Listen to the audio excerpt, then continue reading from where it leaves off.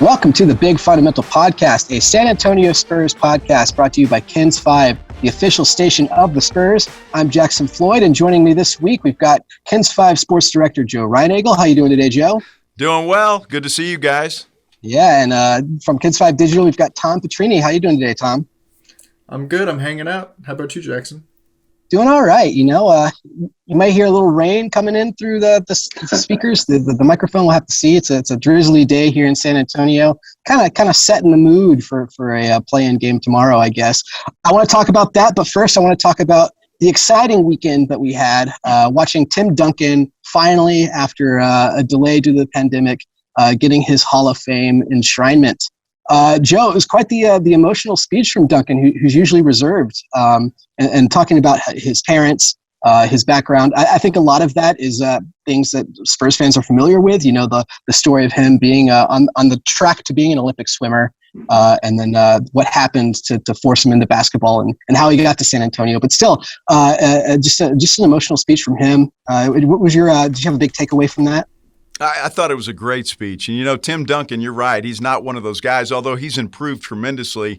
And, listening to him and with the frog in his throat, I guess, it seemed like he wanted to kind of cry the whole time. And I think it was very emotional for him, especially when he started talking about Coach Pop. I mean, that was really something that I thought was heart-wrenching there. And so that was nice. And it just reminds me, and I won't go back down memory lane too much, but my first big assignment at KENS TV was going down to Charlotte, North Carolina to cover the 1997 draft. And so I got to interview Tim Duncan immediately after he was drafted by the Spurs, and that guy, getting 3 words out of him for every question was like pulling teeth. It was tough. And so to see where he was then and to where he is now and to watch him on that podium, man, I was just I was very proud of him. And I tell you what, it just goes to show that good things happen to good people, and I couldn't be happier for Tim Duncan. Joe, we want you to go down memory lane, man. That is such a cool first assignment for your TV job. It was unbelievable, man. I'm sure we can nervous. Find the footage here and maybe splice it in after. But that night when people were asking him about his goals, right? What do you want to do with the Spurs in the NBA? It was very like, I just want to fit in and do my best and try my hardest and hopefully win some basketball games. And the humility of that was pure Tim Duncan, but looking back on it now, where, this guy's resume, he's one of the greatest basketball players of all time. He's not just a Hall of Famer. He's one of the 10, maybe 5 best players to ever play the game, depending on, where you put him. I don't think he belongs much outside of that range. And the thing that really struck me was, 14 years old is way too young to lose a parent and usually way too old to start a sport and become the best at it. And he did both at the same time, which is just a really, really powerful thing, really inspiring for people who've gone through loss and, who have persevered. And he told his story on that stage, but he told it through thanking the people that helped him every step of the way. He took us from the island to Wake Forest to San Antonio, and the people in his family that got him there. And that was the really beautiful thing about this whole Hall of Fame enshrinement. Everybody has stories about where they're from and why they are the way they are. And what I wrote going into that ceremony was that he's a 5-time champion and 2-time MVP, 3-time Finals MVP, and 15-time All NBA, and all of these statistical things. Sure, is that why he's in the Hall of Fame? No. Is it how he did that on the court? His bank shot, his post moves, the fundamentals. Is it that? No. He's a Hall of Fame basketball player because he's a Hall of Fame person.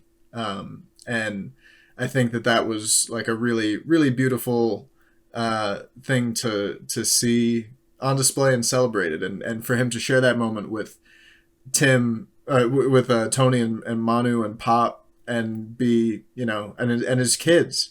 That was the thing that got me, was, I think the most emotional he was the whole night. He was emotional with the other members of the Big Three and with Pop, of course, but when he was talking to his kids about how proud he is of them and how excited he is to see what they're going to be, that got me. That was just such a beautiful moment. So very proud of Tim Duncan, and I know, Jackson, you've mentioned this. These Hall of Fame ceremonies are going to be sort of a thing in San Antonio, we think, for next couple of years here. They should be. It's appointment viewing more times than not over the next decade for Spurs fans. Manu Ginobili eligible in 2022, Tony Parker eligible in 2023, and of course that'll be another legendary draft class year, because that's the year Dirk Nowitzki and Dwayne Wade will also be eligible. I think all those guys will be first ballot Hall of Famers. And then Popovich in the near future. He's eligible technically due to the rules, but he's been very vocal about not wanting to be in the Hall of Fame before guys like Rudy Tomjanovich, who was inducted this weekend, and thanked Pop for his efforts in getting him into the Hall, and also called for big shot Robert Horry to get into the Hall of Fame too. So could see another Spurs connection in the Hall as well. Becky Hammond is another name who is connected to Hall of Fame eligibility as well for her time in the WNBA.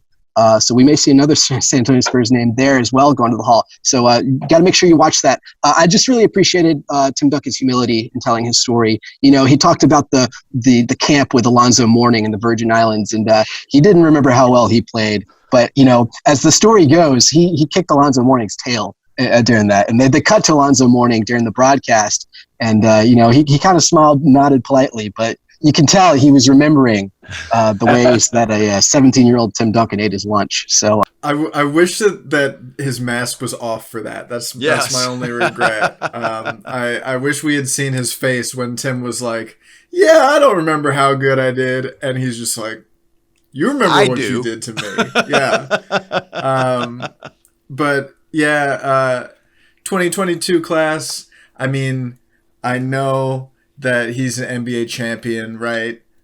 San Antonio Spur, good representation for guys without great hair like Joe. But I don't know if he's a first ballot Hall of Famer, or maybe even a Hall of Famer at all. The people are going to kill me, but I'm sorry, I just don't feel that way about Richard Jefferson. So, No, I don't either. Is that where you were going with that? You're exactly right, man. I think we can all agree on that. I just wanted to scare you for a second there, Joe. You left off Ginobili's Olympic medal, but then again, you weren't talking about Ginobili whatsoever. So No, of course. No, Manu Ginobili, first ballot next year. Next year, 2022? Yeah. No, David West also in that class, and Zebo first ballot for me. I love Zebo. Yeah, he was, a facet for many fantastic Grizzlies Spurs matchups, which is how I'm going to segue into the play-in game tomorrow.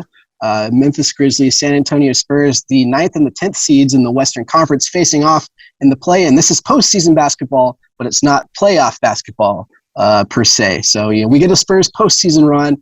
Yet to see if we're back in the playoffs. Now, as the play-in tournament's going to go, the 9 and the 10 seed are going to play tomorrow. The 7th and 8th seeds are going to play tomorrow. That's the Lakers and the Warriors. And that's all for the chance to get into the playoffs. If the Spurs win against the Grizzlies tomorrow, they'll play the loser of that Lakers-Warriors matchup for a chance at the 8th seed. And then if they win that matchup, then they get to face off against the Utah Jazz in the first round. But we got a few steps to get to go through before we get there.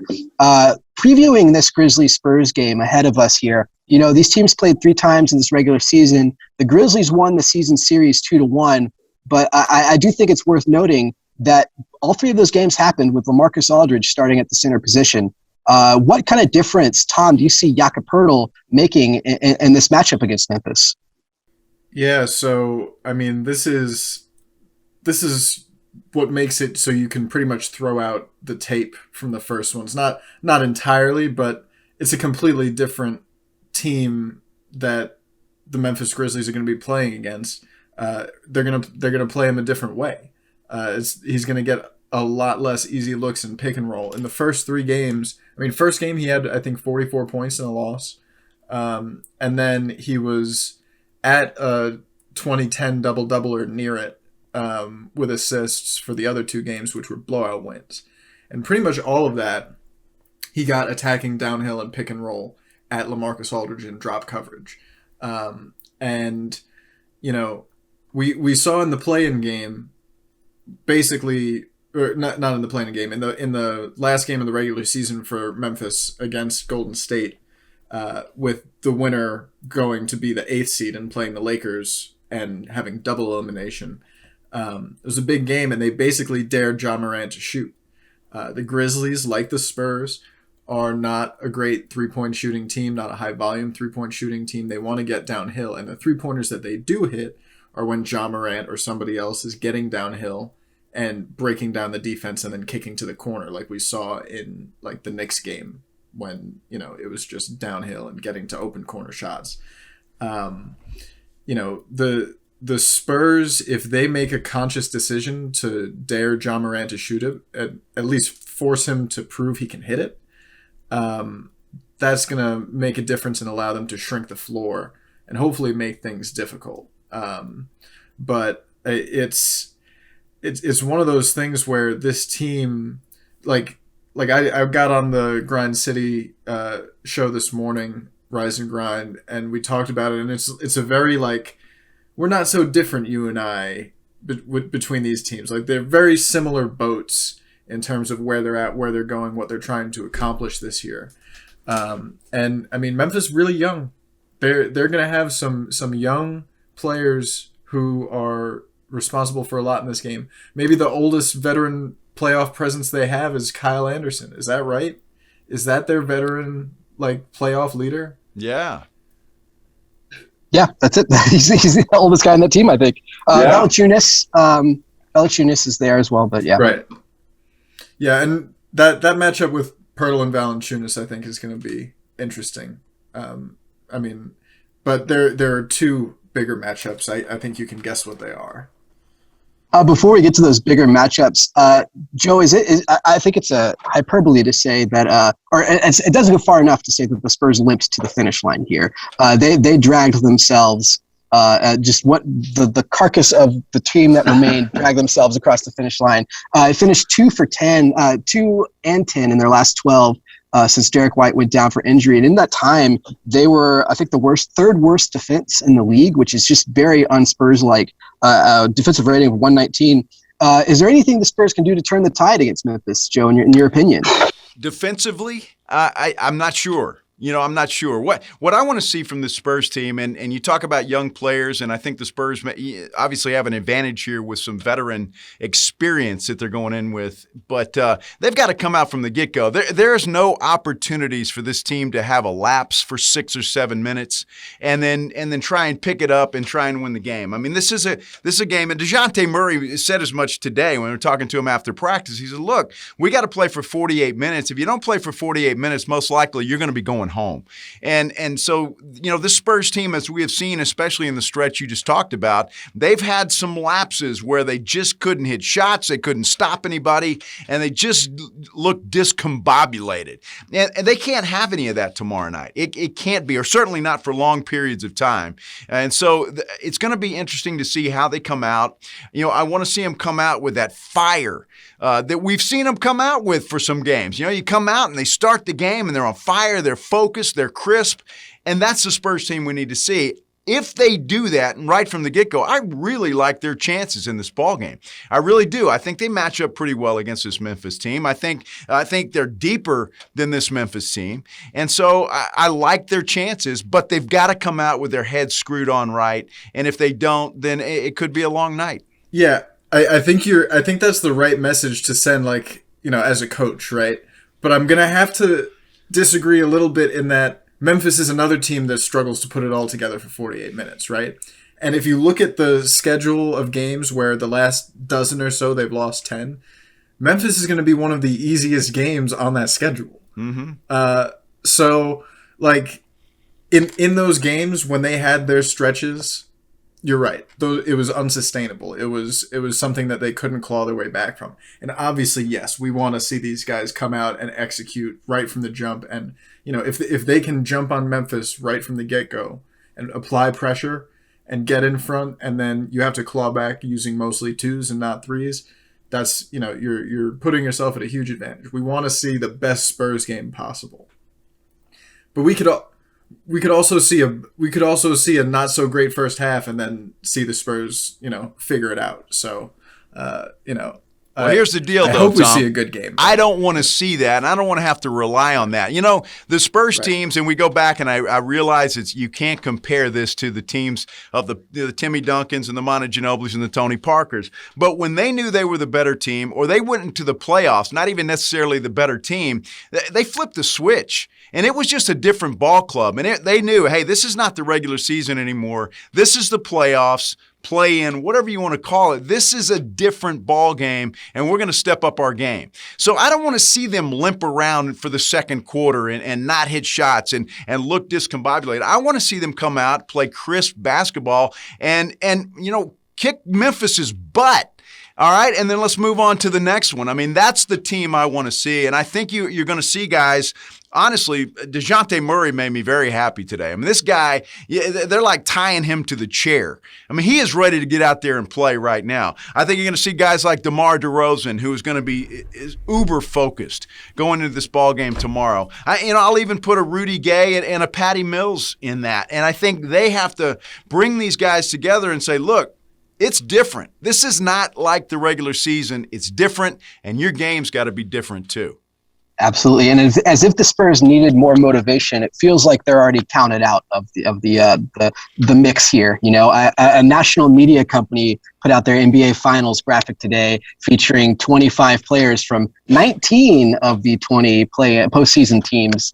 Let you guess which team was left off the graphic there, but I'd imagine that a guy like DeMar DeRozan, who's been so disrespected this year, the 82nd best player in the league and things like that, not making an all-star team, this is his chance to kind of have a fire lit under him. And he's a guy who can play with that kind of emotion as well. He's shown that as well. In terms of playing a full 48 minutes, the Spurs team should be able to do that. Over the last 12 games, as we just mentioned, they averaged 48.4 minutes a game. So a 48-minute game is a walk in the park for them.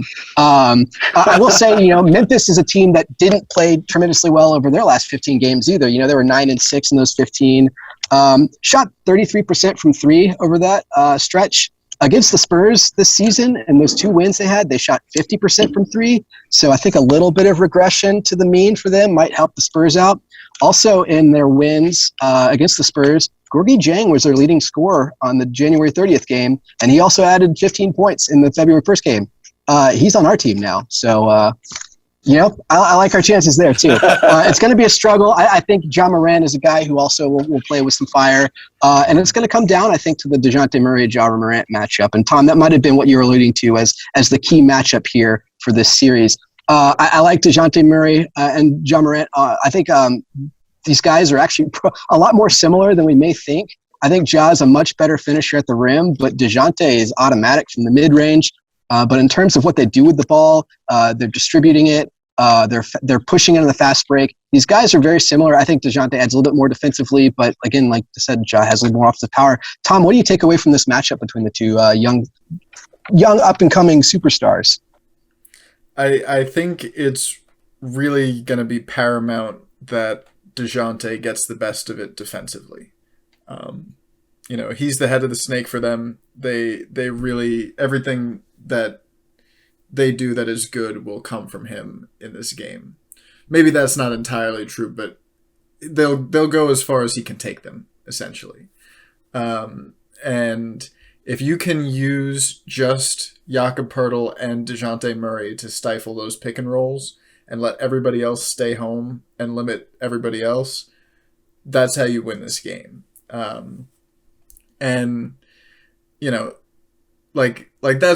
all I'm saying with the, they don't have to play the full 48. There is room for error in this game. There will not be any room for error in the next game for anybody. Whichever of these teams advances, they're going to need to pitch a perfect game in either Los Angeles or Golden State to advance to the playoffs. But I think we're going to see on both sides of the ball, DeJounte and Ja going at each other in this game, making mistakes, turning each other over, hitting big shots, getting to the rim. And you know, I look at the experience of this Spurs team, and I think that'll be an advantage, right? The other big matchup that I'm looking for in this game is DeMar DeRozan and Dylan Brooks. Brooks, who has become a legit multi-positional defender in this league, which, you know, was not the tape on him coming into the league. Like, they didn't know where they were going to play him on defense. And now they just play him wherever he's needed. The last regular season game against Golden State turned when he fouled out. So if DeMar can apply pressure in that matchup, it takes some pressure off DeJounte Murray for shot creation, which allows him to expend more energy on the defensive end, limiting their best player. So I think if the Spurs can win both of those matchups, they're going to win this game. I think another big key there, I think that both DeJounte and DeMar have to bring their A games, but Memphis is a team that scores 15% of their points on the fast break. That's the league highest total of percentage in the fast break. The Spurs, for the total season, were about average in defending the fast break. Over the last 15 games or so, they were about in the bottom third. They got to step it up in the fast breaks. They got to generate turnovers. One of the reasons why the Spurs were so poor on defense over the last 12 games is they couldn't generate stops. They were sixth worst in the league in steals. They were like ninth worst, I think, in blocks. So generate stops. You know, they're a team that's not going to turn over the ball offensively. Generate some turnovers on that end. Slow down the fast break. And I think they have a good chance here. But this is a dangerous Memphis team if they do catch fire like they have against the Spurs. Joe, is there anything else that stands out to you looking ahead of this game? Well, I just go back to what you just said. I mean, to limit the fast break, you don't turn the ball over, right? So you got to play, you got to make buckets, make them take it out of the basket too. I mean, so obviously they're going to get some. I don't think there's any question that's their game. That's how they like to play. But again, that just goes back to playing smart, crisp basketball. Take care of the basketball. Don't make stupid turnovers and give them those opportunities unnecessarily. And I think that's going to be a huge key. You can slow them. If you slow them down a little bit, you're going to beat them. And that's just the way it is. And so they've just got to play smart basketball. And obviously, they're not going to play for 48 minutes. There's going to be some lapses. There's going to be some mistakes. You just got to limit those things and make sure that you take Memphis' strength away from them. And if you do that, I think the Spurs can win this ball game going away. Yeah, and that game, again, is tomorrow night, Wednesday at 6:30 p.m. in Memphis. In this Spurs-Grizzlies series, by the way, through the season, the road team won every game. So, we'll see if that trend continues. The Spurs are 4-point underdogs, and I think just one of the lowest chances lowest odds for making the playoffs and advancing any further than that, according to Vegas. Do you guys see any chance for the Spurs to make the playoffs here, to get through Memphis and then get through that 8-9 seed, the 8-9 loser of the 8-9 game? What are the chances the Spurs get to that 8 seed, Tom? I mean, they exist. I think that we're looking at potential scenarios for how this could play out, right? In the majority of them, Spurs get a lottery pick. Either they win this game and then they lose the next one, or they lose this game outright and they got a lottery pick. Most Spurs fans will be fine with that. The Cinderella option is they win this game either in a blowout or they use it to tune up some things and figure some things out and get tape that Pop can look at and say, we need to do this better. We need to do this better. And then I honestly hope it's the Lakers. Because I fear Steph at this point, and the Lakers are kind of like annoyed, wounded animals right now. And like, if the Spurs get to that game and play their perfect game and win it, and they've won in Los Angeles this year, right? They did that already. Obviously different circumstances, but can you imagine the legacy of that game, the legacy altering implications of that game for years, for generations, if the Spurs are able to end the Lakers playoff hopes before the playoffs begin? Like that, they would never hear the end of it from this city. And I want to see that. I want to see that so badly. I'm like willing it into existence. I want to see that. I want drama. I want history. And it can happen. That's the great thing about the play-in for the underdog. And the guys were talking about it after the last game of the season. They were like, yeah, we're the underdogs. Patty was like, even when we were title favorites, we were underdogs. Mm-hmm. Because nobody cares. Like, even if the Spurs were on paper better basketball team than Memphis, they'd probably be Vegas underdogs because people don't like to bet on the Spurs because it's not fun. That's what Vegas' job is. But you look at what this team has done throughout the year. It's ups and downs, right? You have games where they've stolen wins against teams that are great, and you've got games where they've lost to teams that they should have beaten. But they've been everywhere this season and proven that anything can happen in any given 48-minute game. And so when you think about if they got to that second game against either the Warriors or Lakers, that means the Spurs have won a game and that team has lost a game. And they both have the exact same stakes, and one team is heavily favored. Which team would you rather be in that scenario? If you're the favorite, you don't even want to be in that scenario in the first place. That's a bad situation for you to be in, period. So, the Jakob Poeltl said Spurs can play a little freer, and I really would love to see that if they can get past Memphis here. You're exactly right. They have nothing to lose because nobody thinks they can do anything. So this team can just go out and play ball. I'll be honest with you, and I'm with you. I really hope the Warriors beat the Lakers in that game Wednesday night because I'm not sure the Lakers have really gotten things back on the track. And I think they're kind of limping into this thing a little bit. I don't really know how healthy LeBron James is. I mean, literally limping in. Limping in. So he sprained his ankle in the last regular season game. He was in there with 6 minutes left for no reason.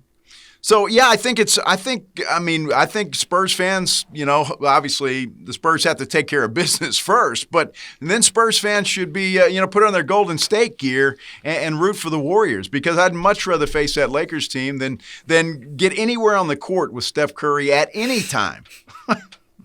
Yeah, I mean, it's going to be tough either way. The Lakers and the Warriors have some dangerous superstars. Steph Curry is I think the scariest man on the planet with a basketball right now. Mm-hmm. But LeBron James has that gear too. He has that motor, and it might be the wounded animal in his last fight, kind of pushing forwards in that sense, in that regard. But and Anthony Davis, I mean, is he better than Tim Duncan? I don't know. But no. No, I'm just kidding. Joe, you will get a kick out of this, Joe. There was a tweet that said that healthy Anthony Davis is arguably the best player on the planet, and there was never an argument when Tim was playing that he was the best player on the planet, even though he won back-to-back MVPs during prime three-peat Shaq. I mean, he led a team to a championship in his second year in the league, and none of his teammates averaged 15 points a game or more. That's really impressive. It is incredible. We could talk all about Tim Duncan if we want. Well, Charles Barkley came out and said that he thinks Tim Duncan was the best power forward ever to play the game. I mean, that's pretty high praise from a guy like Barkley. And so you could probably ask Kevin Garnett how he feels about Tim Duncan. He probably has some nice choice words too. So now by far, look, we'll argue all day long, but Tim Duncan at that position, to me, is the greatest player that ever played. Yeah. I mean, we run optimists in the pod, but it is going to be a slugfest from here on out if the Spurs do want to make the playoffs. I just have one more question for you guys in terms of the Spurs playoff chances. At what point in time should the city of San Antonio celebrate? Should they be celebrating that they're in the play-in game? Do they celebrate when they get the playoffs? Like, do they celebrate when they win a game? Like, what's the next step here in terms of, honking on Commerce Street? Yeah, so this was like a weird thing after the Spurs clinched, right? Because they had a huge lead against the Knicks and they blew it in the last 15 minutes. And it was a really deflating loss and they were annoyed about it. And the first interview, like, Pop didn't know that the Kings had won or had lost. Who Keldon was next, he didn't know. And then Demar went and they had seen the Spurs clinched by the Kings losing to the Grizzlies. And so I asked Demar about like the vibe after something like that happens. And he was basically like, sucks to lose, especially like that. And, we want to get that feeling back of controlling our own destiny. Like, we don't like leaving it up to other people, and we need to get that back. So, yeah, I saw somebody did virtual honking. They like screen recorded on Google Maps, like Street View, and went down the street and like added a horn effect. Incredible, like really remarkable stuff. That's the appropriate level of celebration for that. As far as going forward, if they win a game, absolutely go honk. Mm-hmm. And then I mean, if they knock off the Lakers or Warriors and actually go to the playoffs, all bets are off. River parade, baby. After that, absolutely. I mean, even better than that though. Even better than that. If that happens to the Lakers, that's something where that Spurs game will be forever in NBA history as Exhibit A or B in barbershop arguments to end all barbershop arguments, right? Like that could be a huge game, and I just so want to see it happen. Like, and that's on the menu. That's the great thing about this play-in is like it could happen. It's still very much a possibility, a very exciting possibility that in every NBA season prior to this one never would have happened. So because the quote of the day on this podcast is Tom Petrini about 10 minutes ago, because they exist. I love it. That's perfect. Yes. They exist as much as we do, if this is a simulation or not. I mean, it's what makes the playing game so exciting. You're right. And I think, there's going to be a lot of eyes on Grizzlies and Spurs. I think there's going to be maybe the Warriors-Lakers one game to push them forward. Might be the most viewed basketball game of the year. And that's what makes the playing game so exciting. It's why I think the playing game may continue past this season, despite the grumblings from guys like LeBron James and Luka Doncic and Mark Cuban. I think the business side of basketball, we'll see this as a big opportunity there. But Jackson, once the Mavericks, I heard a lot about that like a couple months ago from them, like a lot of whining, but they started playing a little better, and I haven't heard anything about that. Are they still anti-playing, or are they? I don't think anyone's asked them about it, but I'd imagine their views might have changed on it, right? I want to take a look at the big picture here for the playoffs moving forward. Do you guys have any favorites? Joe, who do you see coming out of the West and the Eastern Conference here throughout the playoffs? Well, the West is a little different animal because there two or three teams I could see coming out of the West. But I'm going to pick a team out of the East that I think is going to make some noise. The New York Knicks.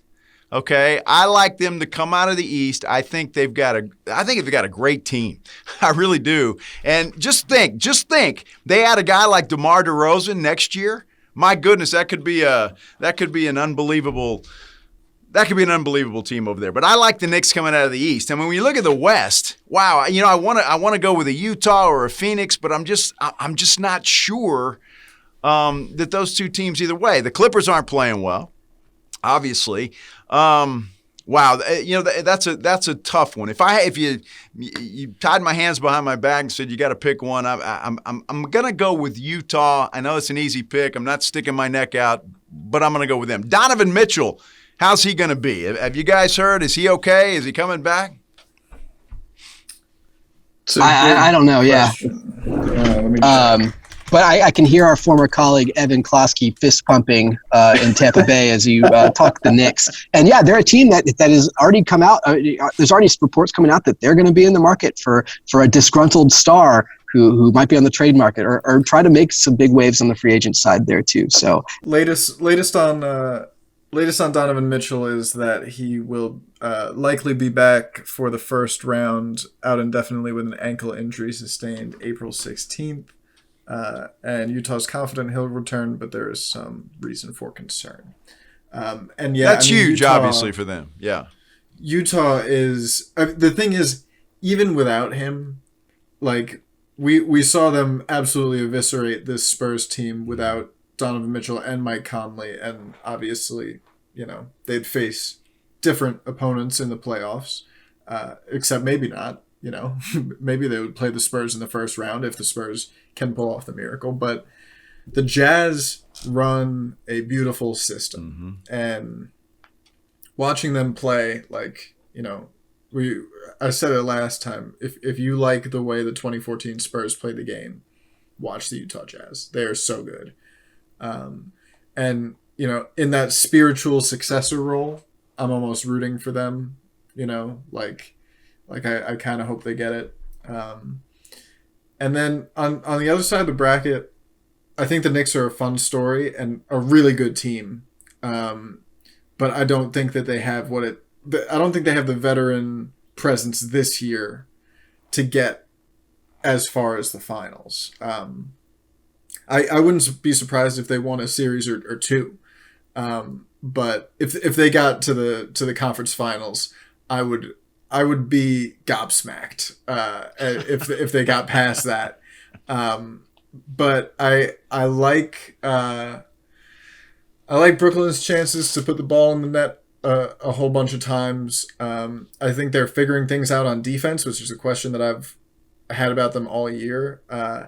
And I'm rooting for them to win a ring for LaMarcus Aldridge. I think that would be really cool to see. Even though he played a couple of games with them and had to end his career due to a heart problem, but that would be really cool if they could if he could benefit in some way from the incredible assemblage of talent that they have, and Blake Griffin, whose legs now work. So really, Tom, we agree, Tom. The Big Apple's going to win the East. Okay, there you go. Hey, I want to be a part of it, man. Evan was fist pumping during Joe and then booing during Tom. Brooklyn has a lot of talent, but it's been such a weird year across the whole NBA. I think those guys have played 10 games all together on the floor. But if they can figure it out and make a run, and those guys have the talent to do it, I like them. I could see the Bucks making a run here. I think that team is really good, and I think a lot of people are forgetting about them. Drew Holiday, very good, very good addition. Yeah, he was a huge addition. Bryn Forbes has been great for them. That's the role he needed. He didn't need to be the second option starting shooting guard for a Spurs team. He's a great guy to be your catch the ball and shoot the three. And he's been very successful at that in Milwaukee. It'd be cool to see Budenholzer as well take a team to the championship. Out of the West, man, the Jazz are so good. Again, like I said, it's been a weird year. I think the Clippers have the talent to make a run in the same way the Nets could as well. But I'm rooting for Steph Curry along the way. If he can make a run, he's my favorite guy to watch, who's not wearing the silver and black with the basketball right now. Just doing tremendous things with it. This might have been the best Steph Curry best Steph Curry season we've seen. I think he's one of 4 guys to do what he did this season at his age.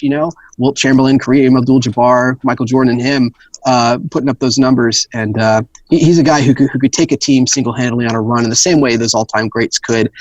So big interesting to see if he can do that. Like the Spurs, he has a tough stretch, extra games involved there.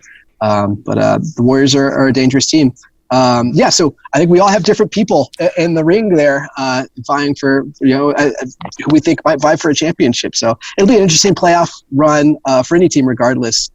Just a stacked, I think both conferences are, the talent level in basketball right now is just amazing. I think both conferences are pretty well stacked in that regard as well. So, of course, the Spurs will be in that mix starting tomorrow, and we'll see where they go from there.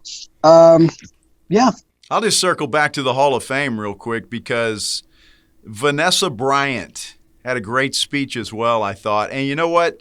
Watching Kobe, as much as I got the opportunity to watch Kobe, she was absolutely right. This guy would go out there with, an ankle turned this way and a knee turned that way, just because he cared so much about the fans. And, not that all NBA players don't, but you take his level of appreciation for those people that came to watch him every night. It was just off the chart. And I thought her speech was right there with Timmy's. Maybe not quite, but it was right there. And I thought it was a very good one. So the whole Hall of Fame ceremony was really nice. And I'll put a bow on it that way, but it was good. Yeah, I mean, to put the both of them back to back, Duncan and then Vanessa Bryant, I was already getting a little emotional listening to Tim speak. I was close to tears, and then he walked up the stage, and Vanessa Bryant and the Kobe enshrinement was next. And I turned to my wife and said, I don't know if I'm going to be able to make it through this. This is going to be really tough. And no, just an incredible moment to remember his legacy and who he was on the court and off the court, and what he meant to we just talked about the talent level in the NBA, what he meant to this generation that's playing right now. He was their Michael Jordan. He was the guy who's inspiring them, and why his death just sent shockwaves across the league. And, guys like DeMar DeRozan for the Spurs are just huge Kobe idols. And, just a fantastic night just across the board, remembering his legacy as well there. Yeah, I mean, seeing those two guys, KG and Tim, both, thanked the other two about, bringing out the best and being such a good rival. And there's genuine love and respect there, and for all of those guys to, really be titans of the league at the same time. And Tim and Kobe both, I mean, you won't find many top 10 lists without both of them. Right. You certainly won't find any good ones without both of them. So, the magnitude of that and the two of them together, and yeah, that speech from Vanessa Bryant, I mean,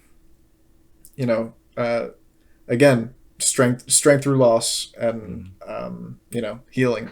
And I remember thinking that, like, oh man, I kind of want to cry like less than I thought I was going to.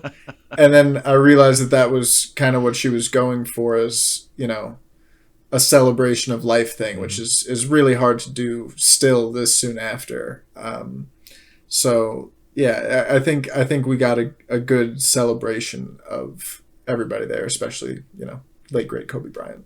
Absolutely. I'd probably put that up as the greatest Hall of Fame class ever. I know the Michael Jordan, David Robinson class is the one that's considered, the in terms of superstardom and basketball ability, that's up there. But man, there was nothing like watching Kobe and Tim and KG on a nightly basis. So I've told this story before in the pod when we did a tribute to Kobe in the wake of his death. But I mean, that was my team in middle school. I was born in Los Angeles. I only lived there for 2 years. But for some reason in 6th, 7th, and 8th grade, I attached myself to the Los Angeles ethos. I listened to the Red Hot Chili Peppers. I watched Kobe and Shaq tearing it up. And then, that ended my middle school. 2003 was my 8th grade year, so it was a good ride there. And then when I moved to San Antonio in 2007, and then when I met my wife, I was brought to my senses, if you will, brought back to earth, and been rooting for the Spurs ever since. So it's just a lot of fun to rewatch all the highlights, to see the clips, and to celebrate a guy like Kobe Bryant. So I don't know if either of you saw the meme going around. Joe, you talked about how Vanessa Bryant spoke to Kobe Bryant's durability and his willingness to want to go out and play through things like, tweaked ankles and play through injury. Just speaking to, you never know which fan, is seeing me for the first time, or, they paid money to come see me. There's this meme going around the Spurs community with that quote, and then a picture of Kawhi Leonard next to it. And don't get me started on Kawhi Leonard, because that's like polar opposites, okay? I'll just say that right there. I know. I don't know how you feel about oh, my goodness. All right. I'll stop. Jackson, you're throwing a Molotov cocktail. We're trying to sign off. No, but the thing is, like, the science has changed, right? And Kobe was absolutely right to think about that fan. And what about that kid in the 300 section who, like, his family saved up to come see me?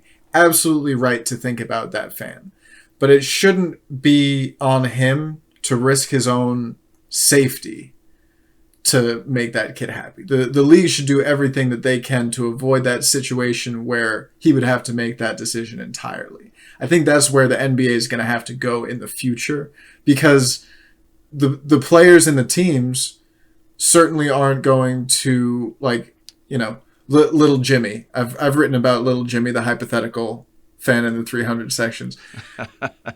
The teams and the players at this point understand that the best thing for little Jimmy is if he's healthy for the playoffs. So little Jimmy can watch that.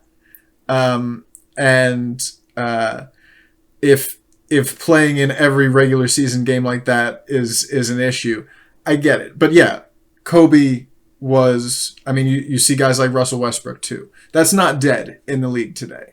Just because there is that load management for people with chronic injuries and illnesses, which Kawhi deals with, you know, I don't think that we've seen the last of that, and probably a big part of that is Kobe's influence, right? I mean, he didn't invent, you know, being a competitor that way and giving your all to the game that way, but he certainly personified it for a generation of basketball fans and players. So, you know, that I think his legacy lives on that way, and it's cool to see. No question. I'll just end it like this. I promise no fireworks here. But there's a difference. There's a difference between not playing when you're hurt and not playing when you just want to be traded. And guys, we can talk about this all day long. I don't want to relive the Kawhi Leonard days, but that was the case here in San Antonio. I would bank my reputation on it. So I'll end it that way.